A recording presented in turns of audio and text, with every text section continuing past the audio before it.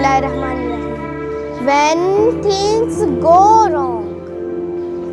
When things go wrong, as they sometimes will, when the road you are trudging seems all uphill, when the funds are low and the debts are high, and you want to smile, but you have to sigh.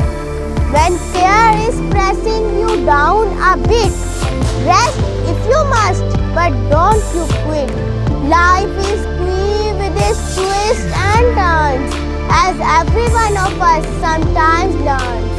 And many a failure turned about when he might had won, had he stuck it out. Don't give up though the pace seems slow. You may succeed with another blow. Often the struggler has given up when he might have captured the victor's cup. When he learned too late, when the night came down, how close he was to the golden crown. Success is failure turned inside out, the silver tint of clouds of doubt. And you can never tell how close you are. It may be near when it seems so far. So stick to the fight when you're hardest hit.